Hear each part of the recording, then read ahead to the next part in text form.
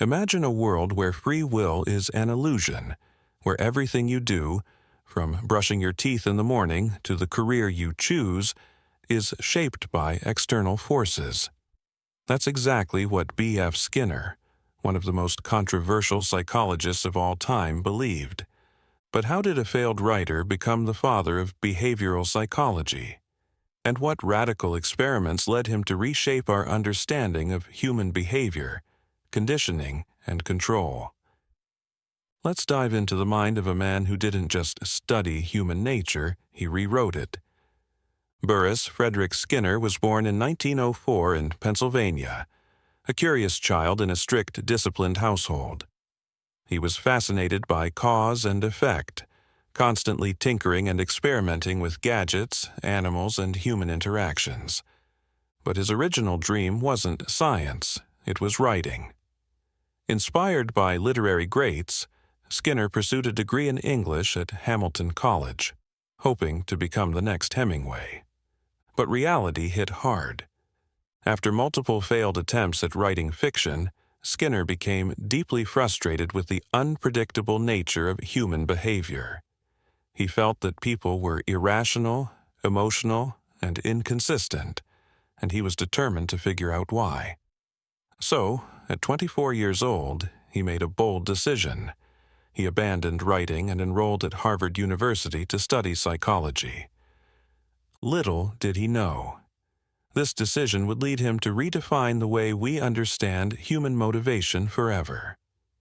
At Harvard, Skinner immersed himself in experimental psychology, obsessed with one key question: what truly drives human behavior?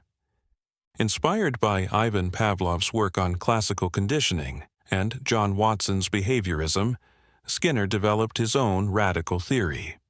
People don't act based on free will. They act based on consequences. To prove this, he designed one of the most famous psychological experiments ever, the Skinner box. Inside this box, a rat was placed in a controlled environment with a lever. Press the lever, and food appears. Press the wrong lever, and nothing happens. Press it enough times, and the rat learns exactly what it needs to do to survive. Skinner's theory, called operant conditioning, was simple but groundbreaking. Reward behaviors, and they'll increase. Punish behaviors, and they'll decrease. This wasn't just about rats. Skinner believed everything from education to politics to parenting could be engineered using these principles. As Skinner's theories gained traction, he pushed the boundaries of psychology with even bolder experiments. For example, the superstitious pigeons. Skinner placed pigeons in a box where food was randomly dispensed. The pigeons, believing that their movements influenced the outcome, began repeating random behaviors, flapping wings, spinning in circles, hoping for more food. Sound familiar? This experiment explained why humans develop superstitions. The air crib controversy. Skinner designed a temperature-controlled baby crib for his daughter, claiming it would promote comfort and independence. The media twisted the story, falsely accusing him of treating his child like an experiment, even though she later defended her father's intentions. The teaching machine. Long before modern educational technology, Skinner developed a machine that rewarded students with positive reinforcement as they learned, revolutionizing teaching methods and laying the foundation for adaptive learning software we see today. But Skinner wasn't done shaking up the world. What if governments, schools, and even corporations could use behaviorism to control people? Skinner believed society should be built on behavioral principles. In his book, Walden 2, he imagined a utopian society where every action was shaped by rewards and consequences. No crime, no war, no suffering, just a perfectly engineered world.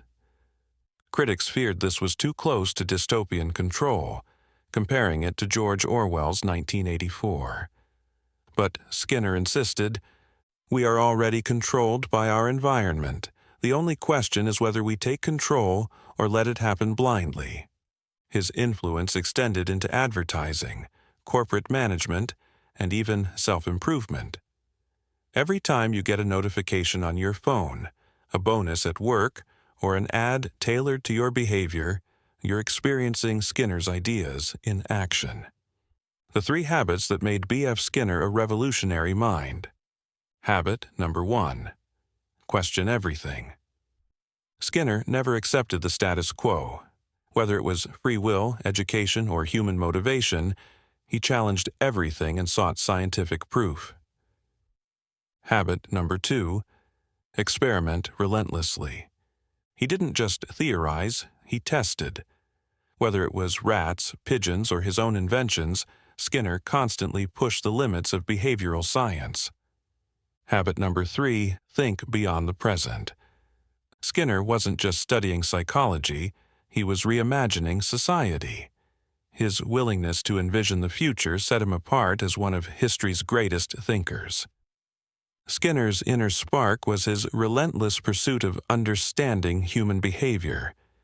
He believed that humans weren't just shaped by fate, they could be conditioned for success.